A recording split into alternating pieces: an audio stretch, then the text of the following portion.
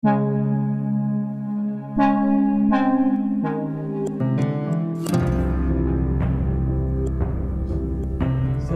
warahmatullahi taala wabarakatuh. Waalaikumsalam warahmatullahi wabarakatuh. Berjumpa kembali dengan channel Apoy Madura. Dan kembali saya bersama dengan Bapak Agus Subianto. Beliau adalah seorang budayawan dari Kota Giri Sumeneb.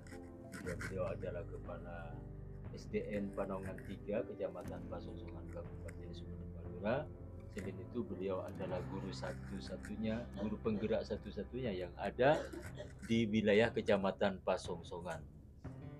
Kali ini kehadiran kami akan membahas sebuah tradisi. Oh iya, sebelumnya kami mengucapkan banyak terima kasih ya kepada teman kita ya yang telah mensupport channel Apoy Madura dengan ya terapi Banyurip ya, yang ada di Sekaligus Jogja ya. direktur ya, Ya, direktur CEO terapi Banyurip, yaitu Bapak Muhammad Samsul Samsul Arifin. Arifin. Salam kangen selalu gitu ya dari kita gitu ya. Beginilah kalau resikonya lama nggak konten, Iya, lebih hampir 1 bulan. iya hampir 1 bulan. Jadi penggemar atau penikmat channel Apoy Madura sering kali bertanya-tanya, bahkan kita kalau ketemu di jalan, kapan konten lagi gitu kan katanya. Baiklah, kita akan membahas tentang apa kali ini, Bapak Agus? Kali ini kita akan membahas tentang bunyi dari tetabuhan, yaitu Suara gamelan, gamelan gitu ya. yaitu dihubungkan dengan perilaku spiritual Iya. yang kita lakukan. Namun sebelumnya saya ucapkan terima kasih kepada channel Apoy Madura yang masih sampai detik ini masih konsisten untuk membackup dan mengawal budaya-budaya lokal, menggali sekaligus jadi dengan tujuan agar para generasi Z, generasi milenial sangat respect akan budayanya sendiri sehingga bisa membentengi dari gerusan budaya-budaya luar. Itu yang pertama. Jadi mohon maaf sebelumnya suara agak serak karena memang cuacanya panas. Kalau siang gitu ya luar biasa ekstrim. Kalau siang sangat panas, kalau malam dingin sekali sehingga banyak flu memang. Terus yang ketiga, tanpa mengurangi rasa hormat, jadi saya mohon maaf, kami berdua bukan bermaksud merasa lebih pintar, merasa lebih sok tahu, menggurui, tidak. Ini adalah makna ini adalah wujud kepedulian kami berdua atas budaya leluhur dengan tujuan agar budaya leluhur kami itu tetap lestari sehingga bisa diwariskan kepada anak cucu kita. Jadi kalau bukan kita siapa lagi? Kalau bukan sekarang, kapan Karena lagi? kita minum, makan, bahkan buang air besar di bumi Madura. Gitu ya. Jadi ini adalah sebagian kecil, mungkin juga banyak rekan-rekan budayawan yang lain yang memilih jalur lain untuk melestarikan budaya-budaya lokal yang ada di Madura pada umumnya dan Sumeneb pada khususnya. Jadi kita akan membahas bunyi gamelan tetabuhan, difokuskan ada bunyi yang sangat unik sekali, yaitu bunyi nang, ning, nong, gung. mungkin pemirsa yang sudah sepuh ya, mungkin sudah banyak paham tentang bunyi-bunyian gitu ya, dengan maknanya sekaligus. Tapi generasi kita mungkin ada yang belum ya. Ya, ada yang belum. Jadi ketika bunyi nang, ning, nong, jadi saya juga cari referensi, ternyata banyak maknanya. Iya. Nang, ning, nong, banyak maknanya. Bahkan ada ning, nang, ada neng juga. Ada juga seperti itu. Ada pakai jer. Gung. Jadi banyak. Nah, jadi versi kami banyak versi sebenarnya, tapi tujuan hakikatnya sama Iya, ternyata. iya. Setelah saya telah ternyata tujuan hakikatnya sama. Mm-mm. Jadi itu adalah bunyi gamelan, di mana kita ketahui sendiri Bang, Iya. bahwa gamelan adalah budaya lokal, alat Hmm. tradisi lokal, Gitu. tradisional yang dihasilkan nenek moyang kita. Iya. Ternyata sangat luar biasa Bang. Biasa. Bahwa kita bangsa Indonesia khususnya dulu ini sudah ternyata bangsa yang luar biasa. Besar ya, bangsa ya besar. Bangsa besar juga berkebudayaan dan sudah maju. Jadi, Iya. jadi ini agak keluar konteks sedikit. Iya, Kita bahas dulu masalah gamelan. Iya. Kita ketahui alat musik di luar negeri sana Bang. Kalau kita pergi ke Jazirah Arab, iya. Alat musiknya apa? Iya. Cuman kan rebana. Rebana. Setelah itu ada gitar gambus itu. Iya, gitar gambus. Jadi bahannya ternyata sangat mudah. Rebana kulit onta, kulit kerbau dan kulit kan? Iya, kulit. Ya dilekatkan pada kayu. Paku, tali, dipukul. Sederhana. Iya. Gitar gambus cuman kayu, diberi senar, bunyi. Termasuk juga ketika kita ke Eropa, gitar, biola sama. Iya. Cuman berbahankan kayu, dikasih senar, diatur nadanya sudah. Sangat sederhana sekali. Tapi ketika kita pindah ke Jawa, gamelan ternyata bahan dasarnya adalah logam. Jadi logam. Tapi ada kayunya juga, Bang, kekembang. Ya, ada yang berbahan kayu, jatuh itu kok. Iya. Cuman berapa persen? Iya. Yang lainnya kayu cuman dibuat sebagai bahan pijakan kan. Iya. Bahan dasarnya 90% logam. 95. Nah, 95% logam. Jadi untuk membuat logam menghancurkan biji besi, biji kuningan sehingga berbentuk seperti gamelan, itu butuh suhu yang 6.000 derajat Celcius ke atas. Luar biasa. Untuk menghancurkan orang-orang sebelum mencetak. Jadi bangsa kita sebenarnya sudah menguasai metalurgi, ilmu untuk perlogaman. Luar biasa. Jadi di Eropa, di Jazirah Arab masih belum mengenal logam. Bangsa kita Jawa, kerajaan dulu sudah bisa membuat logam, membuat peralatan musik. Terus dari logam. Musiknya juga macam-macam, Bang. Macam-macam. Apa itu? Kegembang itu. Wih, ada Nabona, Peking, Sinter dan kan ada sulingnya juga. Suling itu. Juga ada, kecapi, gong. Luar biasa. Juga ada, lengkap.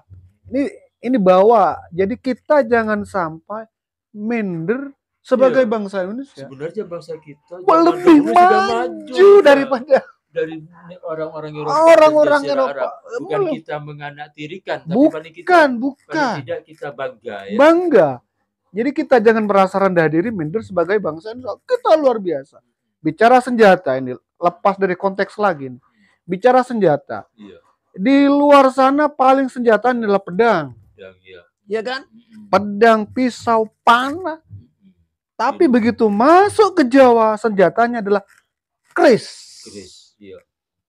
Ketika diselidiki sebongkah keris, sebatang keris, ternyata ada 3 jenis logam yang ada di situ. Yang menyatu. Ada 3 jenis logam yang bisa disatukan membentuk pamor. Padahal ketiga jenis logam itu mempunyai koefisien muai panjang yang tidak sama. Ketika mau dilekatkan sulit. Iya. Sulit. Apalagi ada satu besi pamor, itu adalah besi meteor. Iya. 3 jenis logam disatukan dalam satu senjata yang namanya keris. Di luar sana kapak, pedang, pisau, panah. Di sini ada. Tapi ternyata keris lebih berdecak kagum ahli luar. Karena bahannya apa cuman? Bahannya cuman pandai besi. Iya. Itu kan cuman dibuat kayak cerobong, diayon kayak gini sehingga mengeluarkan udara, dikasih arang, ditempa. Padahal untuk menghancurkan besi 6.000 derajat Celcius baru bisa dihancurkan. Luar biasa. Tapi nenek moyang kita para pempu dahulu sudah bisa. Padahal kita kan kadang-kadang prihatin gitu ketika anak-anak muda kita tidak mencintai budaya gitu ya. Jadi maaf sebelumnya ketika saya sebagai generasi muda begitu mengagumi sebilah keris, langsung syirik, bid'ah dan sebagainya. Menuhankan benda, padahal tidak ke sana. Tujuannya tidak ke sana. Tidak ke sana tujuannya. Ini menyimpang sementara di konteks. Jadi tujuannya agar para generasi muda tidak minder sebagai bangsa. Berarti tidak dengan adanya podcast kita malam ini, generasi muda bisa juga ikut nantinya peduli gitu ya terhadap peduli kita ya. Peduli, paling tidaklah tahu, setelah tahu kita menambah rasa ghirah, cinta, semangatnya akan budaya sendiri, apalagi kemudian melestarikan dengan berbagai macam cara. Biasanya dengan untuk apa mitos-mitosnya kita langgengkan, untuk budaya-budaya tradisi kita langgengkan. Kembali kepada laptop. Kembali kepada laptop, yaitu berbicara kembali yaitu tentang bunyi-bunyian gamelan nang ning nong kung. Jadi nang yang pertama. Jadi kita mainkan gamelan ada bunyi yang dominan itu nang. Nang. Ini jika dimanai, jadi itu sebenarnya ritual ketika kita melakukan hubungan hablum minallah, hubungan vertikal gitu ya. Jadi mi'ratnya manusia sekarang, mi'ratnya orang mukmin itu adalah sholat. Ya. Jadi ketika kita melaksanakan ibadah sholat ritual sebagai hablum minallah, kita mengupayakan nang yang pertama. Nang yang pertama adalah tenang. Tenang. Apa tenang? Tenang adalah kondisi di luar pribadi diri saya dulu. Jadi sebelum kita sholat, harusnya di suasana di sekitar kita, di luar diri, diupayakan tenang. Agar ritual kita itu nyambung. Nyambur, tenang. Jadi mananya luas kan? Bahkan dikasih harum-haruman, biar tenang kan? Jadi bunyi-bunyian dihilangkan semuanya. Tenang, pokoknya tenang sampai terasa tenang. Ketika kita melakukan ritual sholat, tenang, semua alam tenang, di luar diri tenang semua, baru kita masuk kepada nang ning. Ning gitu ya. Ning. Ning ini bisa diartikan hening atau cening. Cening kalau bahasa Madura ya. Cening. Cening itu kalau kita ibaratkan pada air. Air kan? Jadi air pertama air kotor, setelah air tersebut kita sterilkan, kita saring, diamkan beberapa saat, mengendap kotorannya, maka air tersebut akan menjadi air yang cening atau bening. Jadi ketika suasana di sekitar kita sudah tenang, maka kita harus mengheningkan diri, mengheningkan cipta, mengheningkan karsa, mengheningkan rasa yang di dalam diri. Cening, mengendap semuanya. Rasa kita, cipta kita, karya kita kan. Daya upaya kita, bahwa kita punya power gini. Kita heningkan sampai ke titik yang terendah. Jadi kotoran-kotoran di air kan, sampai mengendap ke bawah semua, turun semua. Maka baru yang terjadi, air kan itu bening. Apa yang kadang-kadang kan seperti berkaca, bercermin gitu. Ketika air itu bening, apa yang tampak di bawah kelihatan semua ya. Sebaliknya, apa yang tampak dalam diri itu sudah kelihatan ketika diri jernih, bening. Itu yang pertama kan. Itu manfaat bening, jernih. Ketika ada air bening, kita naruh misalnya paku jatuh. Oh, ada paku di situ. Kelihatan gitu. Tembus. Meskipun walaupun jaraknya dalam, asal bisa kita memandang ke bawah, bisa tembus apa yang ada di bawah. Betul, betul. Itu yang pertama, Iya, iya. jening ya. Ya, yang kedua, ketika air tersebut sudah jernih, bening, maka kita akan bisa mengindra matahari yang ada di atas yang tidak bisa kita lihat. Iya, iya, iya. Apa enggak luar biasa? Iya. Siapakah manusia di dunia yang bisa melihat matahari? Terbakar mata kita. Terbakar, ya. Tapi ketika airnya sudah jernih, hati kita sudah bening, jening, maka dengan bermodalkan tempat air, Iya, iya. airnya kita jernihkan, lihat matahari, tampak matahari di Iya, situ. iya, iya, iya. Iya, betul. Sama tidak antara matahari yang ada dalam bayangan sama yang di atas? Sama. Iya. Perantaranya ini, kita bisa melihat matahari karena ada tempat air jernih yang bisa mengindra matahari. Iya. Inilah hati segumpal daging kita. gitu ya. Jadi tempat air itu adalah hati kita. Segumpal daging, kata Rasulullah, jika daging itu bagus, baguslah semuanya. Iya. Jika daging itu rusaklah semuanya. Iya. Ya inilah. Dengan kunci utama dengan modal hati kita isi dengan barang-barang jernih, kita bisa mengindra matahari yang tidak bisa diindra dengan mata. Iya, iya. Cening. Nang, ning, nong. Ini nong. N yang ketiga. Iya, iya. Nong ini bisa dimenai cenong. Cenong ini ada berbagai macam versi sesuai telah kita kemarin. Iya. Cenong, kata Bang Yankai bahwa cenong itu keadaan ketika pepohonan bersemi, nyelpi, itu namanya cenong. Iya. Versi satu cenong. Jadi cenong ada hakikatnya adalah apa itu? Cikal bakal embrio kehidupan baru. Iya, betul. Yang nampak dia sudah bersih. Sudah kembali ke asal. Cenong kan. Wah, ngabesoke Kak Punggan. Cenong. Senang kan. Iya. Karena nyelpi, karena bersemi, hijau semua. Cenong yang pertama. Cenong. Dan versi juga pertama itu ada juga cenong kedua misalnya ketika misalnya mata kita payah, silau, kena kotoran misalnya Bang. Iya. Kemudian kita mengambil sirih. Iya. Iya, betul ya. Sirih temora. Daun sirih.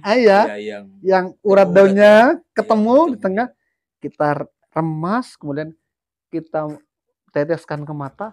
Setelah itu pedih Bang. Setelah itu kita buka, pandangannya cenong. Iya. Jadi ketika hati kita, air kita sudah cening, maka dia akan cenong. Semuanya bersih. Bersih tak ada noda. Terang benderang, segar, fresh. Jadi begitulah hakikatnya ketika seseorang akan menghadap Sang Pencipta. Tenangkan di luar kita, jernihkan hati kita. Pas cenong, kita kembali fresh, kembali seperti bersemi awal embrio itu. Barulah kita masuk pada tataran yang tadi kung. Barulah kita bermunajat menghadap kepada yang Maha Agung. Terjadilah dialog. Iya. Terjadilah dialog sang hamba dengan Sang Pencipta. Dialog sang hamba dengan Tuhan. Kung. Menghadap yang Maha Agung, Seamor Bejaget katanya bahasa Madura.